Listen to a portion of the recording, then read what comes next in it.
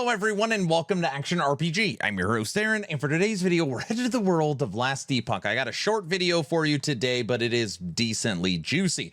And you might already know this, so this might be repeat information, but I could tell you I missed this in the reading of the patch notes, and the only reason why I'm making this video is because Discord brought it to my attention because they were confused, and then I reached out to EHG, and EHG was confused, and then we got it all figured out. This is around the Rune of Evolution and T8 affixes, okay? Should be a short video. Follow me down the rabbit hole for a second, all right? Maybe you don't know this. Now, how does the Rune of Evolution work?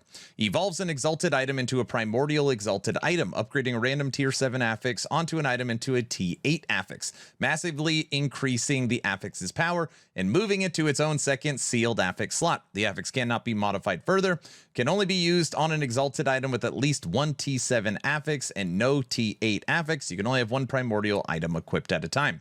Now, the way this works is pretty simple. You take your exalted item. If you have one T7, then it's a guaranteed that that's the affix that's going to move into the new primordial sealed slot. Then you could still seal another affix, and technically you can have a crazy T35 item with this, but of course you can only have one primordial item.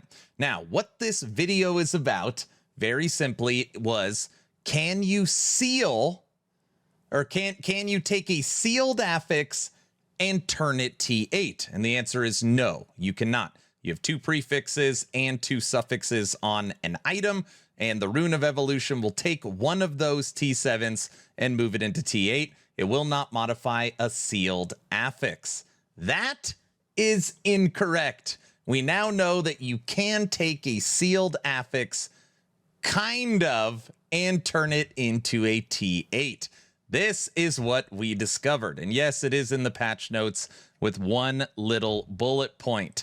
What this is a new woven echo. This is a brand new woven echo, and it's the Bloodline Glade.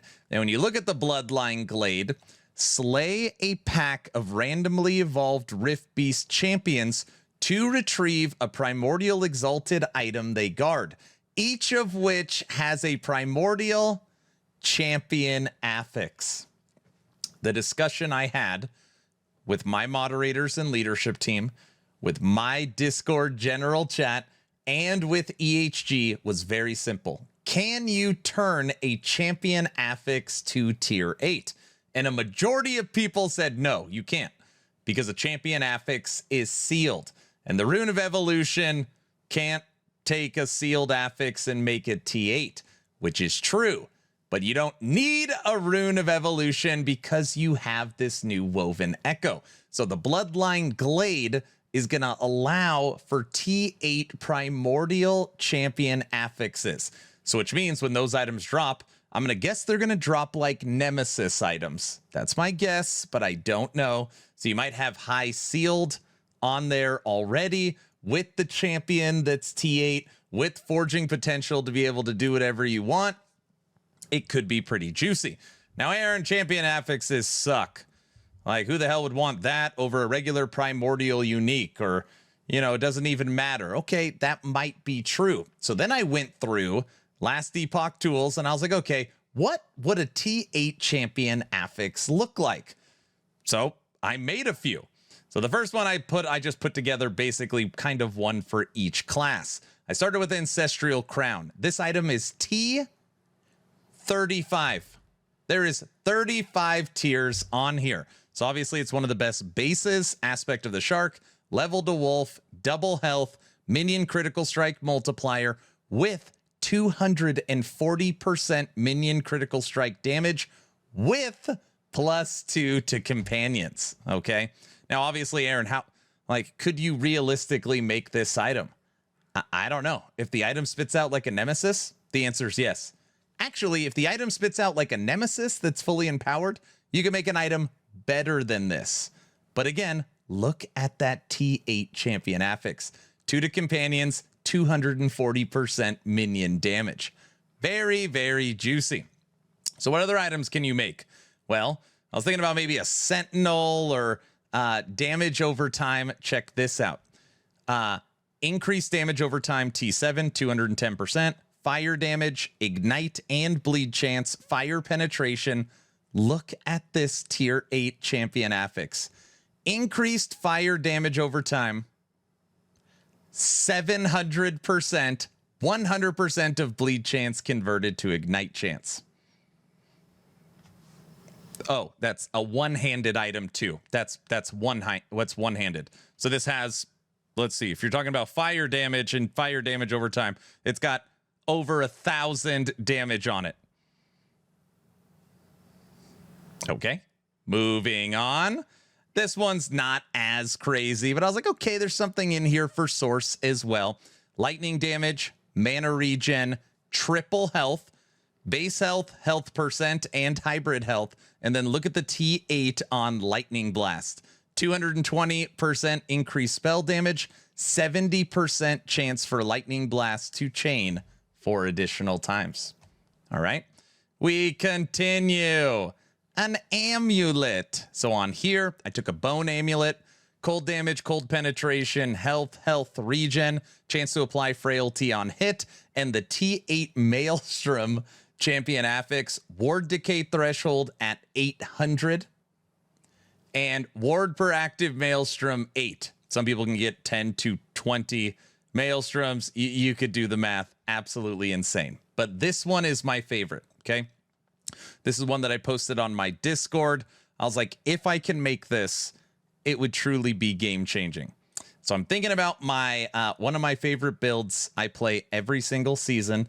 For season 3, it's going to be Golemancer V9. It'll be the 9th iteration of Golemancer, and I can almost guarantee, with all the changes to minions and the passive tree, it'll be 1,000 corruption build. Either way, I made this for Golemancer. This is an obsidian axe. 110% damage to minion physical, parry chance, mana regen, 90 to base minion melee, 22 to physical penetration. But the champion affix on this axe is 280% minion critical strike chance, but more importantly, +2 to skeletons. Now, why is that so important? Well, Golemancer and my unique body armor in-game Aaron's Will allows you to make more golems based upon your maximum skeletons. If you have a T8 champion affix that has +2 to maximum skeletons, you no longer need 2 hollow fingers. And if you don't need the 2 hollow fingers, that means you can use red rings if you're pushing an end game. If you're just looking for more damage and more to skills, you could put on 2 phantom grips. You basically get back your 2 ring slots, which are absolutely awesome. Or you get this, you keep both hollow fingers, and then on Aaron's Will, you slam on a +1 skeleton, and then you should be able to get 4 full golems without having to worry about speccing into skeletons. I think that might be the math. I don't know. It's pretty close. Either way, absolutely awesome item. So I told you this would be a pretty short video. Some very cool examples of what you could do with the brand new Bloodline Glade. And it's going to be very, very fun to test. Oh, yeah. It's all coming together. All right, everybody, that's the video. As always, I want to know your opinion in the comment section. Is this pretty cool? Do you think there might be some value here, or still no way this could be outweighed by the current primordial uniques? Let me know your thoughts in the comment section below. As always, please like, share, and subscribe. Of course, only if you think I've earned it. If I haven't earned it, I'm going to work harder for you. Don't forget to join the Discord. Right now, we have 166 people in my brand new treasure hunt community race for Last Epoch. We're going to be hunting for the new amulet. The winner gets a custom action RPG hat. It is always a very, very fun event. And honestly, just you should join the Discord anyways, not only to get into the event, but my subathon is August 21st, and we're going to do game giveaways and merch giveaways and movie nights and game nights. It's always an awesome place to hang out. Last but not least, don't forget to check out my new website, actionrpg.com. We're gearing up for season 3, and the website is really coming along, especially in the back end. We're now working on API tools, and it should be pretty special when everything is done.